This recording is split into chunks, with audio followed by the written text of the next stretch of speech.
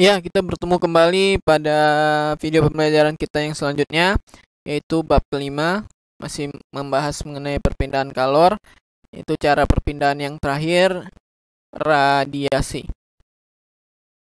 Ya, radiasi. Radiasi adalah perpindahan kalor tanpa memerlukan zat perantara. Jadi, kalornya dapat berpindah tanpa adanya yang menghantarkannya. Kalau contohnya konduksi kemarin, itu dia harus ada bendanya untuk menghantarkan panasnya.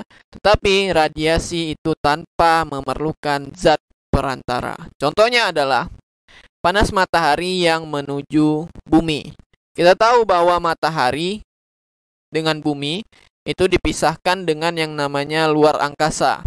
Nah, di luar angkasa itu tidak ada udara, jadi tidak ada sesuatu yang dapat menghantarkan panas atau yang disebut dengan hampa.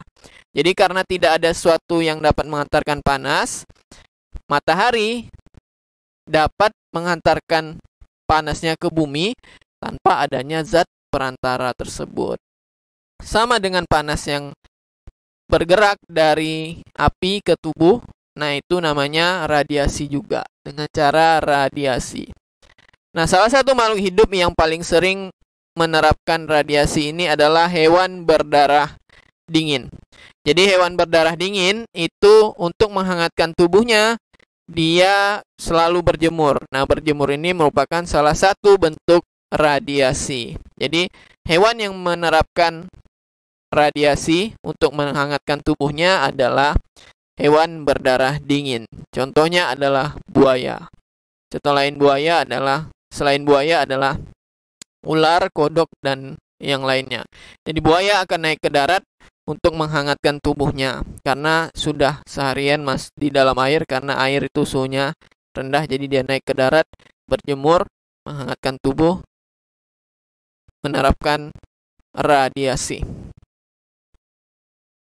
Oke, sekarang lihat gambar. Di sini kita punya panci dan gelas. Nah, di panci ada air, di gelas juga ada air. Nah, pancinya ada yang besar, ada yang kecil. Gelasnya juga ada yang lumayan besar, ada yang kecil juga. Ya, atau sama ukurannya ini. Sekarang kita lihat tanda panahnya. Nah, tanda panah itu paling banyak terletak di sini. Di yang panci paling besar. Nah, itu berarti semakin luas permukaan benda panas, maka semakin besar kalor yang dilepaskan. Nah, ini benda panas. Jadi dia semakin luas permukaannya, maka kalor yang dilepaskan semakin besar. Nah, semakin luas permukaan benda dingin. Jadi kalau bendanya dingin, permukaannya luas, maka semakin banyak kalor yang diterimanya atau diserapnya dari lingkungan. Tapi kalau dia bendanya panas dan permukaannya besar, maka dia melepaskannya sangat banyak. Oke, ini ya yang pertama. Lanjut, gambar yang kedua adalah ada es batu besar dengan es batu kecil. Kemudian ada gelas yang dalamnya ada es dan gelas yang tidak ada es di dalamnya. Nah, ini bagaimana? Di sini ketahui dari gambar adalah semakin panas benda, maka semakin besar kalor yang dilepaskan ke lingkungan. Jadi benda yang tidak punya es tadi, tidak punya es batu, maka dia akan melepaskan kalor lebih banyak dibandingkan tiga lainnya. Nah, ini es batu, nah ini di dalamnya ada es batu. Berarti yang paling banyak melepaskan kalor adalah yang ini. Karena suhunya masih panas, ya. Kebalikannya, semakin dingin benda, maka semakin besar kalor yang diterima dari lingkungan. Dari keempat ini, yang paling dingin adalah es batu yang paling besar. Sehingga tanda panah menuju es batunya paling banyak dibandingkan yang lain.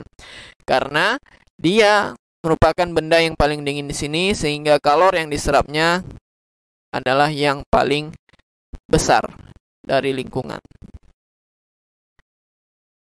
Gambar selanjutnya, ada panci hitam, panci putih, kemudian ada gelas yang gelap dan gelas yang terang.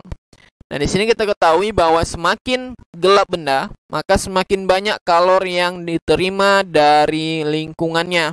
Sama seperti baju hitam dan baju putih, kalau dijemur yang paling cepat kering, kalau bahan bajunya sama, yang paling cepat kering adalah baju yang berwarna hitam. Kenapa? Karena baju warna hitam lebih banyak menyerap kalor daripada yang berwarna putih. Jadi dia lebih cepat keringnya karena banyak kalor yang diserapnya. Nah, kemudian semakin gelap benda juga semakin banyak kalor yang dilepasnya. Jadi kalau bendanya panas, kemudian dia warnanya gelap, maka dilepaskannya ke lingkungan semakin banyak juga kalornya. Jadi kita anggap nih dua benda ini sama panasnya. Jadi yang mengeluarkan kalor lebih banyak yang warna hitam. Ya. Yang menyerap lebih banyak juga yang warna hitam. Sama yang ini. Ada yang gelap, ada yang putih. Nah, yang menyerap panas itu lebih banyak yang gelap daripada yang putih. Jadi yang menyerap banyak kalor adalah yang berwarna gelap. Hal ini diterapkan juga di dalam termos. Jadi kalau kita lihat dalam termos itu warna sekeliling termosnya adalah putih, mengkilat, silver, ya. Kenapa warna putih? Karena warna putih itu tidak banyak menyerap kalor, sehingga air panas yang ada di dalam termos tadi, panasnya tidak banyak diserap oleh bagian putih dari termos tadi. Coba kita bayangkan kalau bagian dalamnya hitam, pasti airnya akan cepat dingin karena diserap oleh bagian hitam tadi. Kemudian di termos, tutupnya itu biasanya bukan besi, tutupnya bisa kayu ataupun plastik. Supaya apa? Supaya panas dari airnya tidak diserap oleh si tutup tadi. Begitu juga dengan bagian luarnya yang terbuat dari plastik. Baik, demikian penjelasan Bapak mengenai cara perpindahan kalor secara radiasi. Mudah-mudahan kalian dapat mengerti. Terima kasih atas perhatiannya. Assalamualaikum warahmatullahi wabarakatuh.